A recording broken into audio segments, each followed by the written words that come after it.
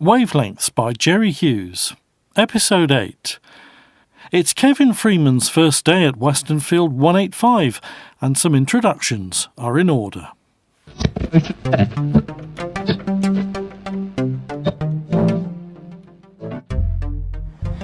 Right, Kevin, now that we've had our welcome chat, I'll give you the grand tour of the station and introduce you to the team. OK, I do know some of the people who work here, but not all.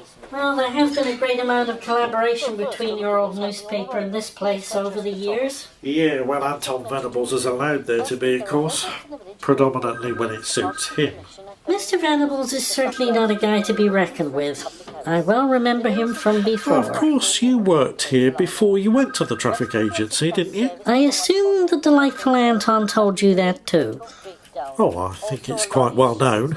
I worked here in sales. Anyhow, we won't go into that. It's very much a part of my past.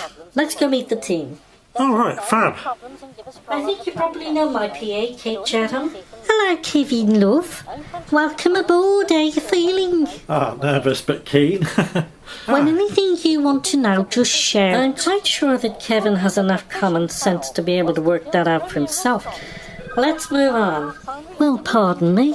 I'll just crawl back into my cardboard box, shall I, and shut up? Do you know my assistant editor, Mark Foster? Yeah, we met at my interview. Oh, of course. Well, he's at his desk as we speak, so I'll take you across and leave you in his capable hands, all right? Great. See you later, Kate. Righto, Kevin. And the best of blooming British love. Stan? Oh, morning, Dave. You all ready for Christmas, then? Oh, just about. Kev and me are off to me mum's for the duration. Oh, very nice too. Well, you have a lovely time. Oh, thanks, I'm sure we will. Look, I've been hoping to bump into you for a serious matter, but I ain't seen you around for a few days, and, well, I didn't like to trouble you on the phone. Oh, I just got back from me sister's. She lives in Wapping. Oh. Took up the prezzies and stayed a few days. Sort of back on home territory, you know. Anton didn't go with you then? Oh, no fear. Oh, blimey, and speak of the devil. Eh? Well, Peter. How the devil are you?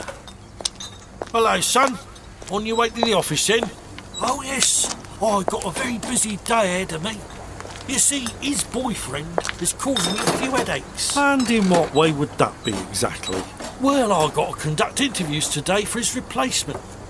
Thanks to him, I'm a reporter, Dan. Yeah, well, let's face it, he's got himself a much better job in a place that I'm sure is less homophobic, sexist, racist, and pays more. Look, son, I've been meaning to catch up with you. Your Aunt Lizzie sent some prezzies for you. Oh, yeah? And how was the lovely Wapping then? Well, I'll come round for a drink later and I'll bring you up to speed.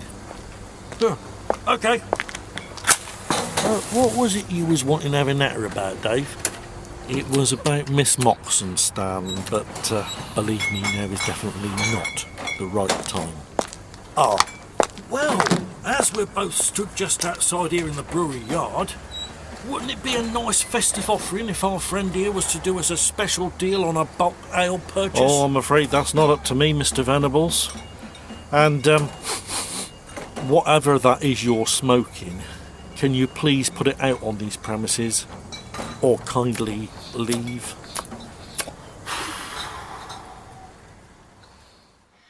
Lovely to meet you, Kevin. I've often seen your name in the paper, attached to various reports, but now I can put the face to the name. Oh, and I can now put the face to the PM show presenter's voice. But not for much longer, I'm afraid. Oh? I'm only doing the PM show up until Christmas. Then, in the new year, Wayne Dutton takes the seat. Oh, he's one of the travel reporters, He isn't was. He's also Lisa's husband. Quite conveniently. Oh, I haven't met him as yet. Well, that's because he isn't here as yet. I'm sure he'll deign to show up when he's ready. Oh, right, yeah, well, I'm going to be seated at the desk opposite you, so I'd best think about getting my stuff sorted out. Of course. Well, if there's anything you want to know, just shout. Oh, thanks, Helen. Are you working over Christmas? Fortunately, no. My husband and I will be busy preparing for our annual Christmas bash at home. Oh, sounds nice. Oh, it is. Most of this radio station are coming, actually. In fact, you and your other half are more than welcome to come too. The more the merrier. It's on the evening of the 19th. Oh, well, that's very kind of you, but my partner Dave and I are off to his mum's for Christmas, and we go on the 17th. Oh, right. Does she live locally? Just outside Winton. Oh, that's nice. But don't forget, if anything changes, then it's an open invitation to you both. Oh, well, thank you. Oh, hi, Helen. Sorry I'm late. Hello, Wayne. Oversleep, did you? You took your time, didn't you? Give us a break, Maurice. I've been boarding for a new reporter all morning. Sit down. Food's on the way. Don't you think it would have been less conspicuous if you and I had chosen to meet elsewhere, other than here in your wife's restaurant? I won't keep you long. That radio station bunch of regulars in here, and if they see you and I together... Which has already happened, hasn't it? And as a result of that, I need to run this idea past you. What, this business about Kevin Freeman and Natalie Bennett Wright seeing us both in the Woodlands Arms that evening? I don't remember seeing them. That's because you were blotto, Anton. So much so, I'm amazed you even saw me standing right in front of you on that occasion. Well, look, you needn't worry about young Natalie. I've got her sorted out. I promise you she won't be saying anything untoward. Oh, whatever. Now look here. I've already put this idea to Lionel Freeman and he thinks it's a cracker. Well, go on. In order to get his son Kevin off our case and keep him at bay, I think we should offer the lad one of the new proposed properties planned for the development. Let me get this clear, Maurice. You're saying that, assuming the development gets the go-ahead, and Lionel Freeman's company gets to build it, his son gets pick of the bricks and mortar. I'll give you that, Anton. You catch on quick. Yeah, all right. Cut the sarcasm, Councillor. What I've just heard you say amounts to bribery and corruption. Oh, and that's something you know nothing about, right? Look, Lionel Freeman's going to want to look after his only son, isn't he? Therefore, we give young Kevin the chance to buy his choice of property at a greatly reduced cost. And do you think Kevin Freeman's going to go for that? Of course he is. Mortgages are near impossible to get now for first-time buyers, unless you've a huge deposit to put down. 2 plates and chips. Oh, well, thank you very much. Cheers, Maurice.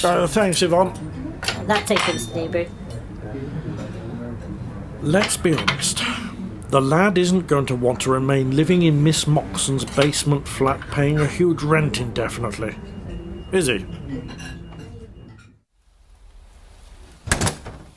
Hello? Hi.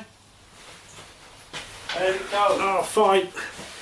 Didn't actually do a lot except set my new desk up and get introduced to everyone. I've got to have radio car training tomorrow and be shown some of the digital recorder mics I'll be using. Sounds a bit more technical than the newspaper. It's certainly a better atmosphere. Oh, stir fry. Yeah, be another couple of minutes as yet. Ironically, I got an earful from your old boss this morning. Anton? Where did you see him? At the brewery in the yard. His dad Stan was there having a chat with me, then he comes along, blaming you for the fact that he had to interview some new reporters today. Well, best of luck to them, whoever they are. Yeah. I was hoping to have a chat with Stan about Miss Moxon. Unfortunately, Anton turned up just at the wrong moment. Oh yeah, didn't you say something about seeing him chatting to her at her front door and she didn't seem all that happy? That's right. Last week when you were at your leaving do with your girlfriend. She is not my girlfriend. I tried to get the truth out of Miss Moxon, but she just changed the subject. Kev, there's something wrong there. She seemed like she was on another planet. So what's new? This is Miss Moxon we're talking about. But whether or not, I don't think it's got anything to do with us, Dave. As I've said before, we should find another place to live and keep right out of it. You found all your posts then? Yeah, I've had 3 good-looking new job cards, one of which is from my mum and dad. Blimey, chalk that one up. Haven't you had one from... David Lasky, I can read you like a book. No, I haven't seen or heard anything from Natalie, let alone had a card from her. Not since I escorted her home in a drunken stupor after my leaving do last week. Yeah, I'll believe you. Yeah, in fact, it is a bit odd that I haven't seen or heard anything from her, to be quite honest. Well, unless of course she's embarrassed. Embarrassed? I think I'll try and give her another call. I phoned her mobile earlier, but it just went to voicemail. Well, don't do it now, because I'm about to dish up. Kevin seems a nice lad. I think he'll fit in here very well, don't you? Yeah, and he doesn't seem to think much of Anton Venables, which suits me just fine. Do you know, since you've been here, I don't think I've pressed you on that. On what exactly? Your relationship with our intrepid local newspaper editor. Excuse me? Mark Foster, I'll have you know that I have never had a relationship or any such thing with the likes of Anton Venables. And never likely to. I was meaning purely in a professional sense. He remembers you from your previous time here, and you have indicated some clashes between you. Everybody clashes with him. He's obnoxious, controlling, and generally a nasty piece of work. Or maybe he's just misunderstood. Do me a favour. Seriously, you must fill me in on some of the gaps sometime. Me not having arrived here until after you left first time around, I'm agog to know more. Believe me, there are just some things that are best left in the past. As you wish. Looking forward to the Christmas do at Helen's, by the way. Yeah, I'm curious to see this wonderful farmhouse of theirs. It sounds to me as if Helen and her husband don't exactly struggle financially. No, I would think not. One wonders then why she wants to be bothered with all the hassles of this job. She could pack it all in tomorrow. Well, because she's passionate about broadcasting and is the type of person that needs to be doing something that she enjoys. That's why. But if the job were to become, say, redundant, for example, then I guess they wouldn't exactly suffer. Well, no, perhaps not. Now, don't get me wrong, I'm not accusing your son or anybody else, but I saw him leaving her front door, and she was definitely in a disturbed state about something. And when was this exactly? Well, Tuesday last week. Kev was at his newspaper leaving do, and I was at a loose end, so I wondered if she might like me to do a bit more decorating. Oh, well, that was when I was away at my sister's in Wapping. Yeah. Look, I know she's a funny one, but all was definitely not well. And you reckon, do you, that this is all connected with Anton's visit? As I say, Stan, I'm not trying to accuse him of anything. I mean, it might be nothing. She just won't open up about it, that's all. Look, don't you worry about defending him on my account. I know my own son of old. And you know as well as I do what he was smoking in the brewery yard this morning. Oh, yeah. And where's he getting that from? Boy, he'll have his contacts, don't you worry. But who they are is anyone's guess. Ah, that's another thing, you see.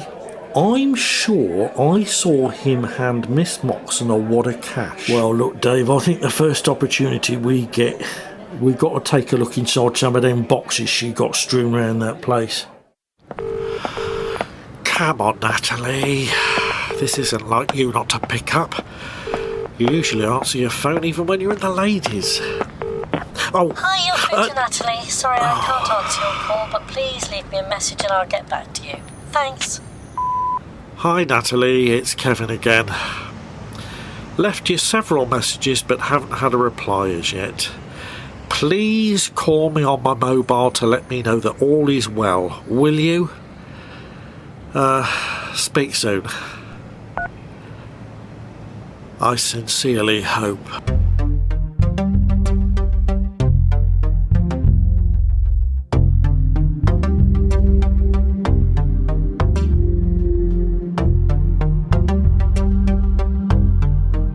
Wavelengths is written and performed by Jerry Hughes. The music is by Gary Dawes.